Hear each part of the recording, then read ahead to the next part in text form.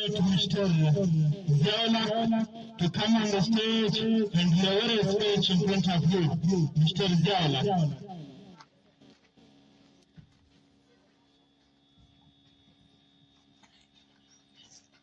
نحمده ونصلي على رسوله الكريم أما بعد فأعوذ بالله من الشيطان الرجيم بسم الله الرحمن الرحيم قل إنما هو إله واحد صدق الله العلي العظيم وقال النبي صلى الله عليه وسلم يا أيها الناس قولوا لا إله إلا الله تفلحوا وكما قال النبي صلى الله عليه وآله وسلم. میں اپنے تقریر اس شعر سے شروع کرتا ہوں. محمد کی غلامی دینی شرط کے اول ہے. محمد کی غلامی دینی شرط کے اول ہے. اگر ہو اس مقامی تو سب کچھ ناکمال ہے. سامعین گرامی اور میرے مکتب ساتھیوں، السلام علیکم ورحمۃ اللہ وبرکاتہ. آج میں اپنی تقریر اس شعر سے شروع کرتا ہوں. کلمہ طیبہ. آج میرے تقریر کا موضوع ہے کلمہ طیبہ. سامعین گرامی، کلمہ طیبہ اسلام میں داخل ہونے کا مین دروازہ ہے. جو شخص کفر سے اسلام میں اور شرک سے توحید میں داخل ہونا چاہتے ہیں، اگر وہ اس کلمہ کو سچی دل سے پڑھ لے جائے گا وہ مسلمان ہو جائے گا. اس مبارک کلمے کے دو حصے ہوتے ہیں. پہلا حصہ ہے لا الہ الا اللہ، دوسرا حصہ ہے محمد رسول اللہ.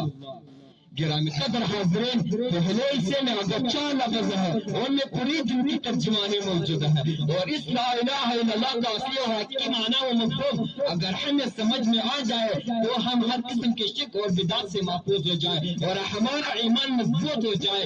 اور اس لا الہ الا اللہ کا اصلی اور حقیقی معنی ہے کوئی معبود نہیں مگر ایک اللہ، اور یہ وہی کلمہ ہے جس کی دعوت کے نتیجے میں کم و بیش 1,24,000 انبیاء علیہ السلام نے اپنے قوم کی اور اپنے قوم ملت اسی کلمے کی طرف راغب کرتے ہیں. چنانچہ حضرت نوح علیہ السلام 9.5 سال تک اسی کلمے کی دعوت دیتے رہے. حود علیہ السلام نے بھی اسی کلمے کی دعوت ہے. شعیب علیہ السلام نے بھی اسی کلمے کی دعوت ہے. صالح علیہ السلام نے بھی اسی کلمے کی دعوت ہے. ادریس علیہ السلام نے بھی اسی کلمے کی دعوت ہے. ابراہیم علیہ السلام نے بھی اسی کلمے کی دعوت ہے. اسحاق علیہ السلام نے بھی اسی کلمے کی دعوت ہے. سلیمان علیہ السلام نے بھی اسی کلمے کی دعوت ہے.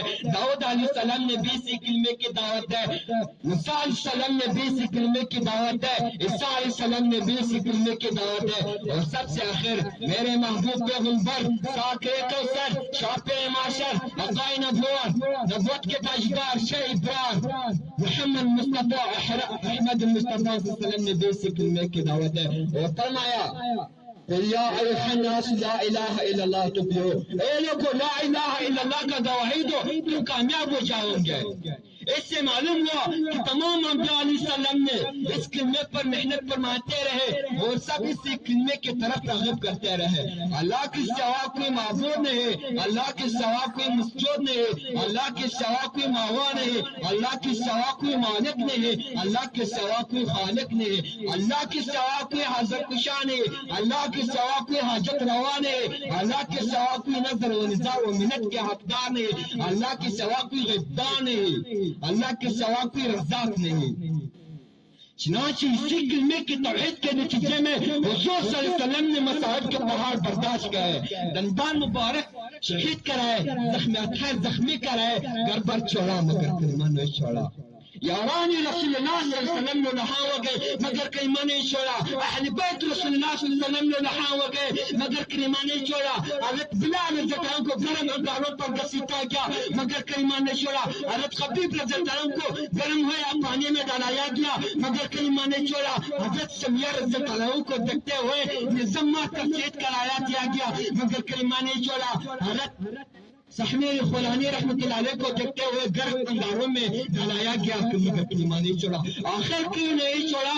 اس لیے کہ کلمہ رسول اللہ صلی اللہ علیہ وسلم کا دستور تھا، اس لیے کہ کلمہ رسول اللہ صلی اللہ علیہ وسلم کا مشہور تھا، اس لیے کہ کلمہ صحابہ کرام کا نشان تھا، اس لیے کہ کلمہ صحابہ کرام کا ایمان تھا. کلمہ کا دوسرا حصہ محمد رسول اللہ، یعنی محمد صلی اللہ علیہ وسلم اللہ کے رسول ہے اور اس کے بندے ہیں. کلمہ طیبہ آپ کی رسالت کے بغیر مکمل نہیں ہو سکتا، دین آپ کی رسالت کے بغیر کامل نہیں ہو سکتا، اسلام آپ کی رسالت کے بغیر مکمل نہیں ہو سکتا۔ بلکہ میں تو کہتا ہوں کہ آپ صلی اللہ علیہ وسلم کی رسالت دین کی ضامن، آپ صلی اللہ علیہ وسلم کی رسالت اسلام کی ضامن، آپ صلی اللہ علیہ وسلم کی رسالت ایمان کی ضامن، آپ صلی اللہ علیہ وسلم کی رسالت عدل و انصاف کی ضامن، آپ صلی اللہ علیہ وسلم کی رسالت عدل و بشارت کی ضامن، آپ صلی اللہ علیہ وسلم کی رسالت دین و دنیا و فلاح بے ودی کی ضامن۔ لا الہ الا اللہ محمد رسول اللہ، اللہ کی سوا کوئی معبود نہیں، حضور کی سوا کوئی مصطفیٰ نہیں، خدا خدائی میں ایکتا ہے، حضور مصطفی میں ایکتا ہے، خدا کے بعد خدا نہیں ہو سکتا، حضور کے بعد مصطفیٰ نہیں ہو سکتا، حضور پر خدائی ختم، حضور پر خدائی ختم، خدا پر خدائی ختم، حضور پر مصطفی ختم۔